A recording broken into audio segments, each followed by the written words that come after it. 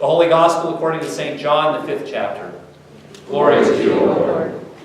After this, there was a festival of the Jews, and Jesus went up to Jerusalem. Now in Jerusalem, by the sheep gate, there is a pool, called in Hebrew Bethzatha, which has 5 porticos. In these lay many invalids, blind, lame, and paralyzed. One man was there who had been ill for 38 years. When Jesus saw him lying there and knew that he had been there a long time, he said to him, "Do you want to be made well?"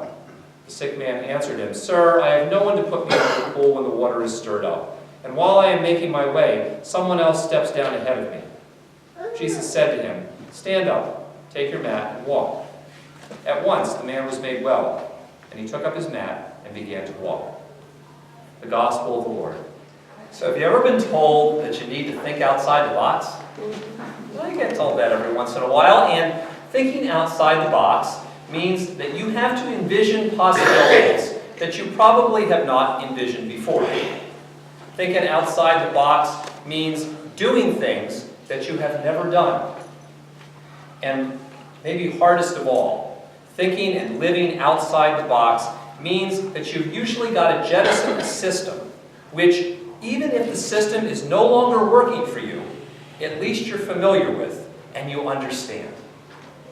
And that is why thinking outside the box is really easy to say and really hard to do.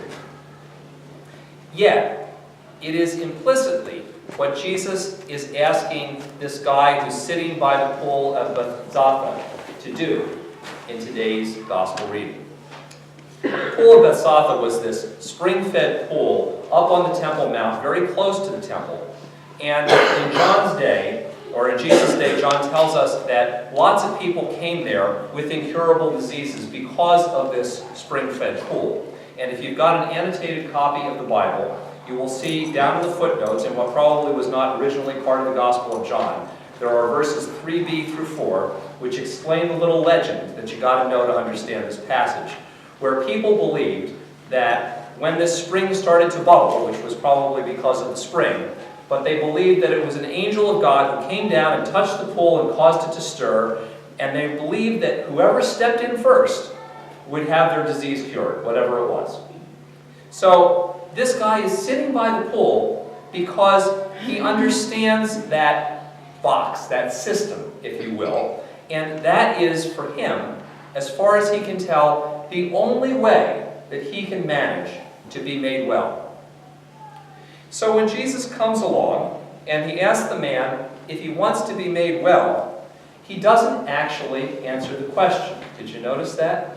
He just starts to complain about how the system isn't working for him. You know, I want to get into the pool when it bubbles, but every time it happens, somebody else gets down there first because nobody's helping me out. And he doesn't actually talk about being made well because he's really locked in to thinking inside the box of that pool. And he thinks about the box of the pool because it's the only system that he knows that can help him. And it was hard for him to think outside that box because that pool was the only system that he was familiar with that had actually ever worked. I mean, it wasn't working for him, but it had worked for somebody or some group of people in the past. There had to have been somebody who got into that pool of water and came out and felt fine, and they were healed. There had to be probably lots of people, because if it was in fact a thermally fed spring, which it probably was at that point, it was nice, warm, lovely water, and you know, I feel better when I sit in the hot tub. You probably do too, and there were probably a bunch of people who felt better because they had sat in that pool, and that was the only system that he could envision that would help him. He couldn't think outside the box because he was tired, and he was frustrated, and he was angry that the system, which had worked for others, was not working for him. And that's why when Jesus comes along and asks him, "Would you like to be made well?" he just starts grousing about how angry he is that the system hasn't worked. And sometimes, when you're tired, you're frustrated, you're angry that something hasn't worked the way you wanted it to work, you think it should have worked, it's that exhaustion, that anger, that frustration that really emotionally gets in your way and you can't envision another possibility. And the guy simply cannot think outside of the box of that pool, because even though he knew that that system wasn't working, and even though he was tired and frustrated, he had 38 years to think up another solution, and he just couldn't think or imagine anything else. He could try a lot of different things, but they weren't going to work. So he thought that there couldn't possibly be a different way. But as Jesus begins to have a conversation with this guy, he invites him to think outside the box. And in this case, thinking outside the box means seeing an opportunity, not just a crisis. Because for many people, that's the first hurdle to thinking outside the box. We get so caught up in crisis that we can't think about or see another possibility that might exist. And so, one of the things about this story is that when Jesus starts to have this conversation with him, he doesn't tell Jesus, go away, get lost. He has the conversation. And just the fact that he's willing to have that conversation, be involved in that conversation, he starts to be willing to envision that there could be the possibility of a different way. And that's the first part of thinking outside the box. As Jesus continues to have this conversation, he invites this guy to focus on the goal of the pool instead of the pool itself. He says, do you want to be healed? Not do you want to get back down into the pool. And in so doing, he invites the guy to consider that really, the pool isn't the end goal. The end goal is being healed and being well. And probably he had forgotten about that, because sometimes you get so caught up in the vehicle that gets you to the goal that you forget the goal itself. It becomes something about that vehicle. But this guy is willing to entertain the idea that maybe there's a way to reach the goal that does not involve a pool.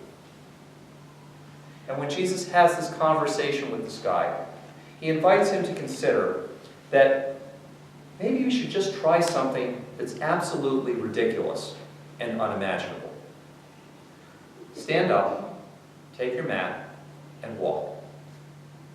Now, mostly we think that the miracle is that the guy could then stand up and take his mat and walk. But the first miracle that happens in the story is that the guy doesn't tell Jesus, shut up, go get lost. Because if I had been laying there for 38 years, don't you think, Jesus, I tried that already? It's not working. But when Jesus says do it, the guy is willing to try. And that's the other piece of actually living outside the box. Taking an idea that you think, this is ridiculous, this is stupid, this is embarrassing, it won't work, but giving it a try.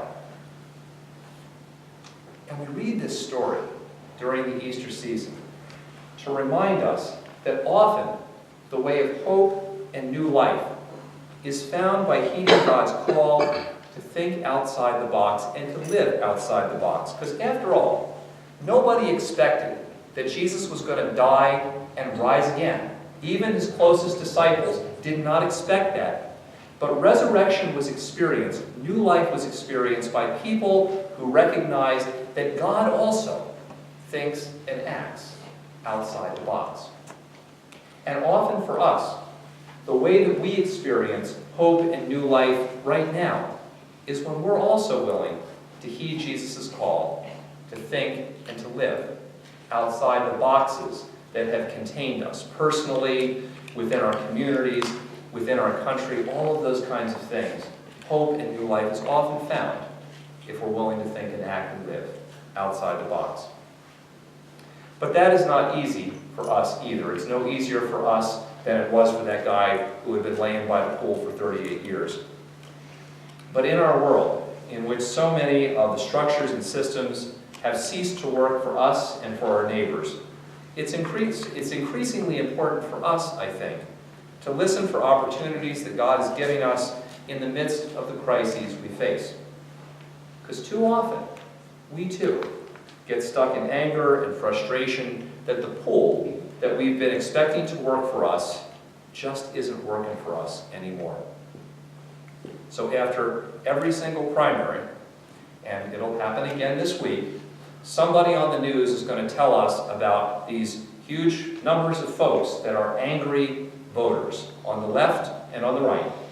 And they're angry because systems that they believed should work for them don't work for them anymore. And I understand that, and they're right, that some of these systems really don't work anymore. The problem can be is that when people start to get really, really angry and frustrated, that can get in the way of looking for actual different solutions and opportunities. It turns people into wanting to demonize other people or other groups of people as though they were the problem stopping me from getting back down into my pool. See, somebody else steps in ahead of me, and that anger focuses on somebody else instead of looking for a new solution that God may be giving to us. And I really notice that politically because it happens so often in the church as well. Almost every time we get a group of leaders together in the church, lay people, pastors, whoever, we start to have conversations about how so many of the pools that used to work for the church community aren't working anymore either. And invariably, we'll start talking about, people don't give like they used to. People don't show up for church like they used to. People do not volunteer like they used to. The system isn't working, and when it stays there, all we do is we get all bent out of shape and tired and frustrated that the way things used to work in church don't work that way anymore. And that starts to prevent us from seeing other solutions that God may have in mind for us. And so I think also, when Jesus calls us to think outside the box, he also calls us to think about whenever those systems, whatever systems that are in our lives aren't working for us, consider the goals of the system. What's the goal supposed to be? Because sometimes we get so hung up on the vehicle to get us to the goal that we forget about the goal itself. So I was at my seminary convocation reunion a couple of weeks ago, and the president of the seminary was asking us, he says, "You remember Kodak? Do people remember Kodak anymore?" So Kodak had this marketing phrase. Kodak is film, right? And Kodak prided itself on having the best film possible. And when digital photography started to become popular, and the irony is, as it was pointed out to me a while ago, Kodak actually invented digital photography. As digital photography started to take off, Kodak doubled down on film because they thought people love taking pictures, and how can you take good quality pictures without film? It's about the film. It wasn't about the film. It was about the pictures. But they got hung up on the vehicle, and they lost sight of the goal. And so often that happens for us too in our lives. We think that a way of doing something, a structure that was supposed to work for us in our personal lives or in our church life or in our professional life was supposed to be a certain way, and we forget that the goal might be able to be achieved in some way other than the pool that we've been focusing on. And when Jesus calls us to think outside the box, he's often calling us to be willing to do something and try things which are absolutely unimaginable, which sound stupid, which sound ridiculous. And see, this guy in the story today is probably a bad example for this point, because Jesus just says, stand up, take up your mat, and walk. He knows exactly what he's supposed to do. When Jesus calls us to do things, I'm not exactly always sure exactly what Jesus is calling me to do. And it means there's going to be a lot of trial and error, a willingness to try something where you're going to look incompetent, where you're going to look stupid, where you're going to fail. And that's what Jesus' promise of forgiveness is all about. It's about calling us to live into the future and to be willing to try things that we have not tried before, and honestly new things. We have problems with that too. I get all these emails from church growth consultants that say, it's a whole different time now, an era in the church. And this works for other things too, but it's my job, so I get all these emails. And they say, for instance, People don't serve and volunteer and give the way they used to. So here's new things to do. But the new things that they tell me to do are new ways to get people to give and to volunteer the way they did 20 years ago.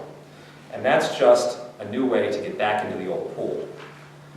What Jesus calls us to do is think about some new ways and new possibilities that don't get us back into the old pool, but get us to think about the future that God has for each and every one of us.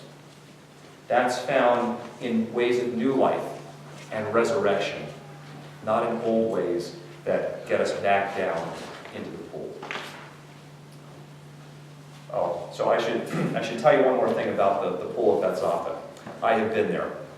Today, it's actually very interesting, but it's a great big excavated hole in the ground. It's been excavated. You can look down into the hole. There are old pillars that you can see at the base, some of which may have been part of these porticos that these guys were all sitting in. You may even see a little bit of water down at the base of the hole if it's been raining or if there's a little bit of drainage. But the spring has dried up. The pool is gone. Yet Jesus' promise of life and healing remains for all of us. And the goal of life is not to look for some magical pool, but to listen for the new opportunities of hope and new life that Jesus is calling us to each and every day. The goal of life is not to set our hope on any particular pool, but to focus on the healing which Jesus offers. And the goal of life is not to find a way down into the pool again, but to look for and to explore the ways of new life that Jesus promises us God will be putting before us each and every day.